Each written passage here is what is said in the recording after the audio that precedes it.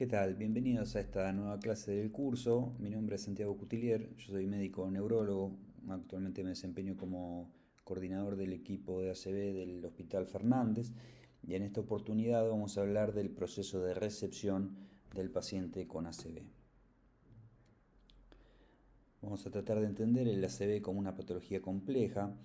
Vamos a ver un poquito de la historia del manejo de esta patología en el hospital.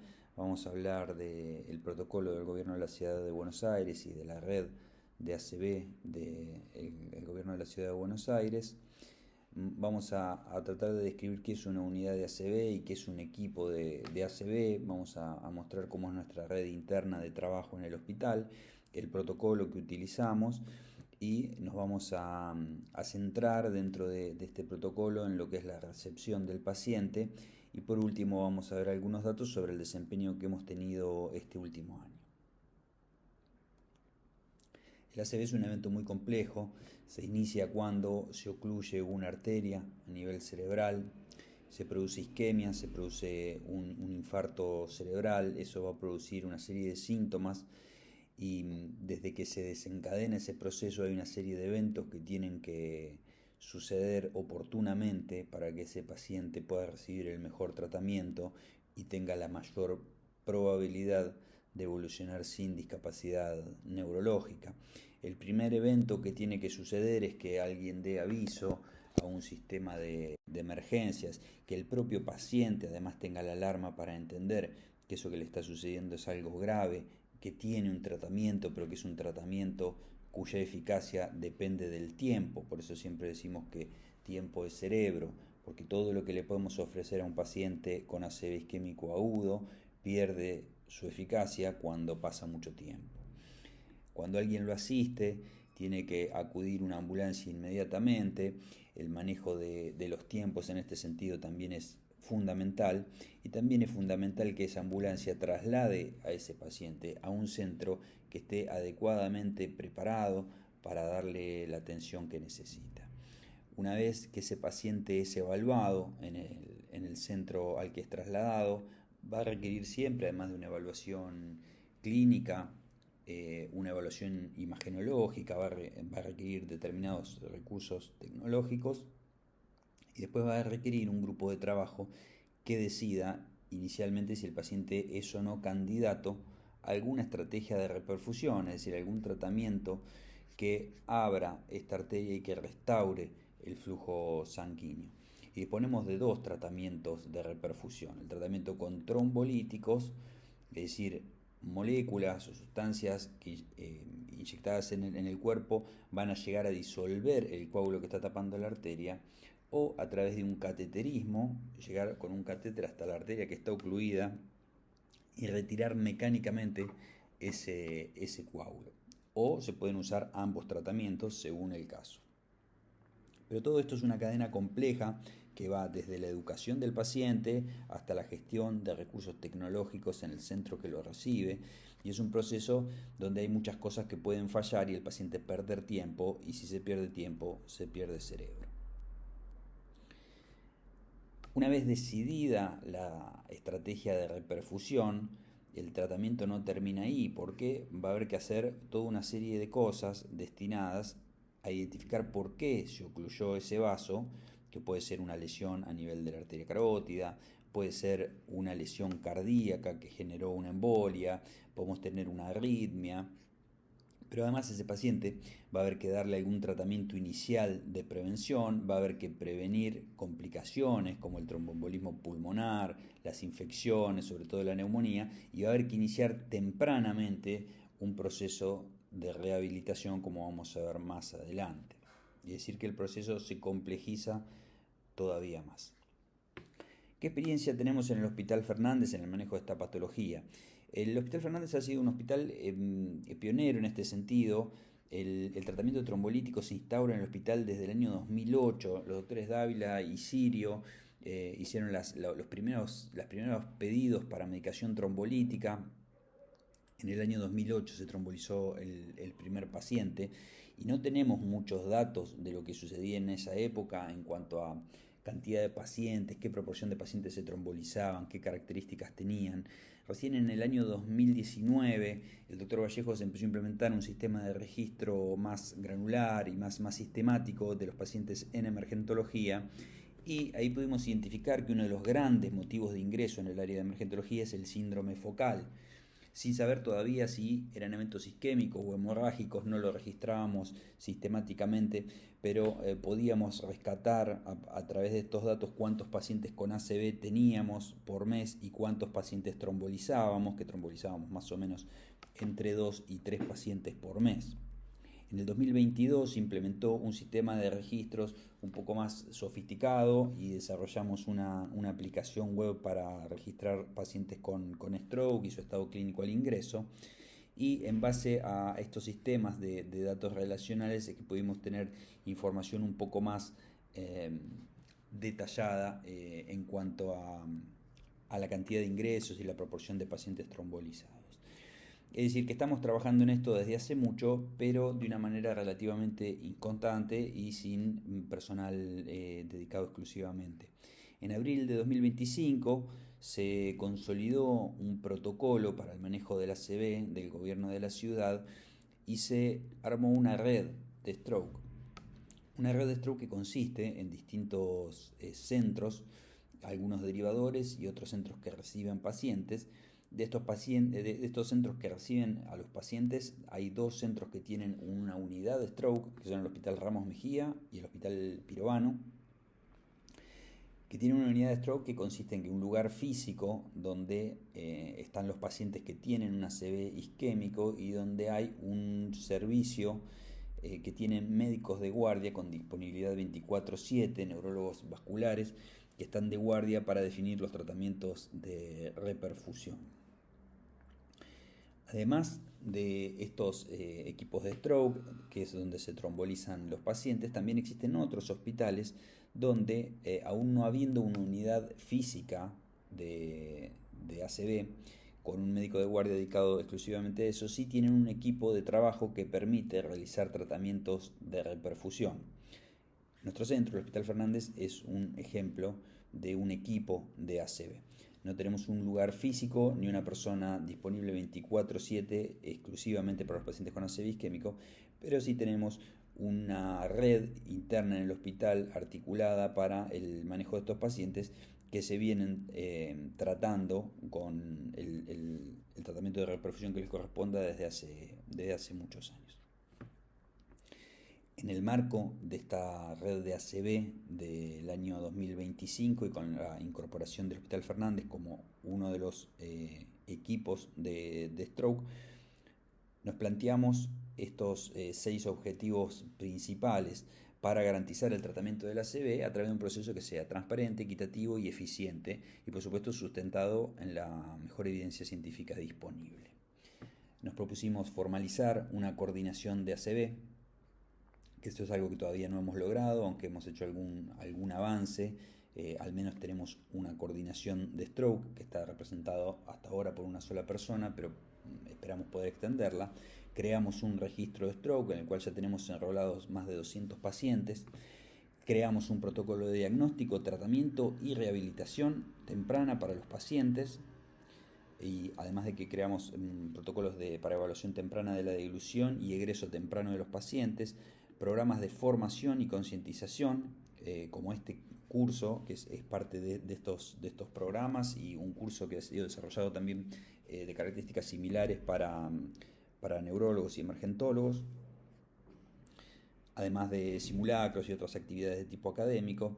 La creación de un sistema de telestroke que hemos podido consolidar a través del contacto telefónico y la disponibilidad de neuroimágenes por vía internet, por vía red, y la asistencia especialmente al servicio de emergentología en el caso de los pacientes agudos. Y por último, la creación de un grupo de neuroradiología intervencionista para hacer trombectomía mecánica. Actualmente no disponemos de neuroradiología intervencionista 24/7, pero sí tenemos disponibilidad intermitente de neuroradiología intervencionista para hacer trombectomía mecánica y la red afortunadamente dispone de centros a los cuales podemos derivar a los pacientes a través de SAME para hacer trombectomía mecánica cuando esté indicado, por ejemplo, el Hospital Ramos Mejía.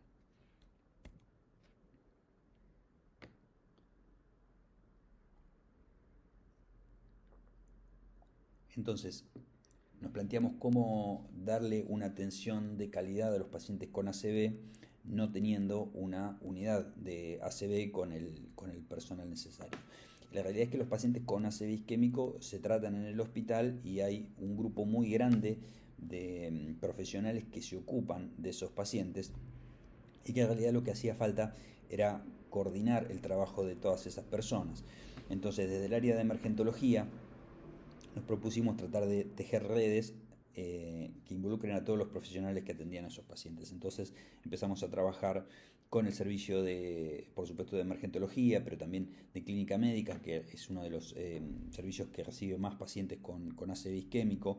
Por supuesto, con los servicios de neurocirugía, especialmente con el equipo encargado de trombectomía mecánica, con terapia intensiva, que recibe una pequeña proporción, pero de pacientes especialmente críticos, eh, con servicios de kinesiología y rehabilitación, tanto fuera del hospital para las derivaciones como dentro del hospital, con la uso BNI, que ha sido fundamental para la evaluación inmediata de la dilución en los pacientes que ingresan con ACV, con médicos que siguen el control ambulatorio, tanto de clínica médica como de neurología de estos pacientes, con la Guardia General, que recibe una proporción importante de los pacientes, con el servicio de electrofisiología, que se encarga del monitoreo cardíaco de los pacientes para descartar fibrilación auricular como causa, cirugía vascular, que está incrementando la cantidad de pacientes con estenosis carotídea sintomática que se operan, por supuesto con enfermería, que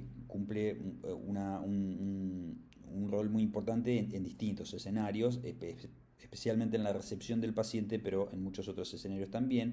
El servicio de neurología, que tiene un rol preponderante en el seguimiento durante la internación y en la externación, hematología, hemodinamia, cardiología, y con los centros de derivación como el Ramos Mejía, el servicio de imágenes, que es fundamental en todos los casos. Y todo esto forma parte de una red interna que se articula de una manera mucho más compleja que lo que sugiere este gráfico, y de esta manera podemos llevar un registro de lo que se hace, comunicarlo al ministerio y también interactuar con los demás nodos de esta red de ACV.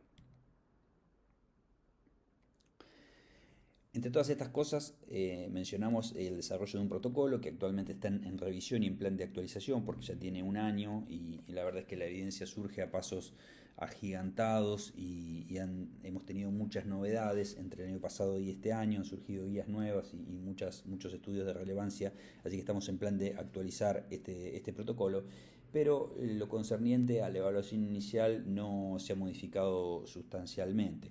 Este es nuestro flujograma de trabajo, que en realidad es una manera de protocolizar un trabajo que se viene haciendo hace mucho, que vamos a ir viendo parte por parte.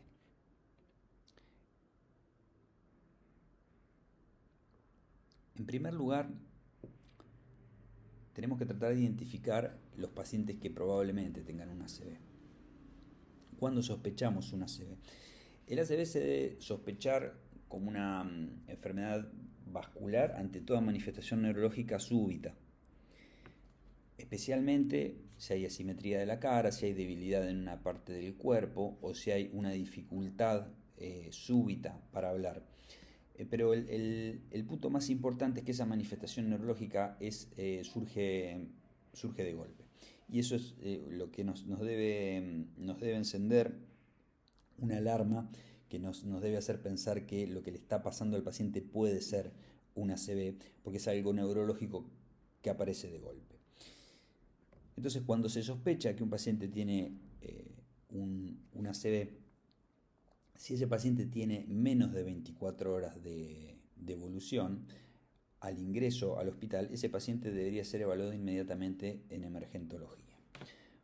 ¿Por qué sucede? ¿Por qué esta determinación? Bueno, hasta hace no muchos años, las opciones de reperfusión estaban muy limitadas a los pacientes que tenían menos de 3 horas de ebullición.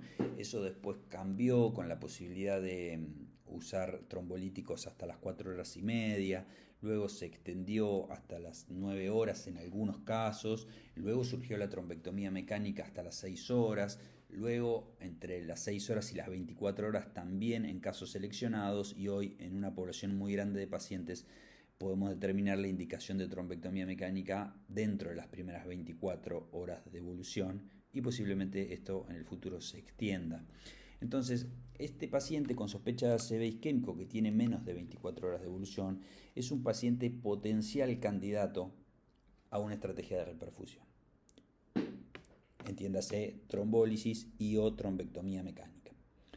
Y esos tratamientos de reperfusión, como mencionamos, son tiempo dependiente. Si nos tomamos 4 o 5 horas para tomar esa decisión, ese paciente va a perder una cantidad muy importante de neuronas y se va a incrementar el riesgo de que termine con una discapacidad importante a largo plazo. De manera que hay que actuar de la forma más rápida posible. Tenemos que pensar esto como si el paciente tuviera un dolor de pecho agudo. Nadie duda que ese paciente es un código rojo y que tiene que ser evaluado inmediatamente y bajo monitoreo en emergentología. Con esto sucede lo mismo. Ahora, una vez que el paciente ingresa en el servicio de emergentología, ¿qué manera tenemos de evaluarlo sistemáticamente? Bueno, primero el ABC, como todos conocen y como es frecuente de evaluar en el área de emergentología, la permeabilidad de la vía aérea, la ventilación, el estado circulatorio, asegurar al menos un acceso venoso periférico, tomar una muestra de sangre con la cual vamos a determinar la glucemia del paciente, y además se va a tomar una muestra para el laboratorio. Por supuesto que vamos a tomar decisiones sin esperar los resultados de ese laboratorio, al menos la mayoría de las veces, pero sí se aprovecha la venopunción para tomar la primera muestra. Y este paciente va a ser evaluado clínicamente, aparte de su estado de vía aérea, de ventilación y de circulación, va a tener una evaluación neurológica a través de la escala NIH, que es la recomendada para estratificar la severidad clínica del evento. Y una vez el paciente estabilizado y con un acceso venoso, evaluado clínicamente, se va a trasladar siempre al servicio de imágenes para determinar qué es lo que está pasando, si es que tiene un ACV isquémico, si es que tiene un ACV hemorrágico, si es que hay algún diagnóstico alternativo. En general, este trabajo lo hacemos en forma conjunta, el emergentólogo que está de guardia con uno o dos enfermeros, y en general hay otra persona, puede ser otro enfermero o puede ser otro médico de guardia, que está interactuando con la gente del prehospitalario y con la familia para obtener datos. ¿Datos de qué? De los antecedentes de ese paciente, que son fundamentales, básicamente qué enfermedades tiene, si tiene factor de riesgo cardiovascular o no, la medicación que toma, si tiene alergias, si es alérgico al yodo, si tiene marcapasos, cosas que nos van a cambiar la conducta en lo inmediato, si toma anticoagulantes, si tuvo una hemorragia reciente, etc. Y se va a interrogar especialmente el tiempo de inicio de los síntomas. Y esto es fundamental y siempre es muy difícil de interrogar, o algunas veces es muy difícil de interrogar, porque se tienden a confundir algunos conceptos. En general, lo primero que uno tiene que tratar de ver es si el tiempo de inicio es conocido o no. Si el paciente puede referir el momento exacto en el que empezaron los síntomas, entonces ese es su tiempo de inicio y empezamos a contar la ventana desde ese momento. Si el paciente está lúcido y no tiene ningún problema del lenguaje y nos dice que los síntomas empezaron a las 2 de la tarde y son las 4 de la tarde, entonces es un ACV que tiene 2 horas de evolución desde que iniciaron los síntomas y el tiempo de inicio es conocido. Si en cambio el paciente no nos puede referir el horario, por el motivo que sea, vamos a tener que buscar un testigo que nos diga a qué hora empezaron los síntomas. Y si nos dice que los síntomas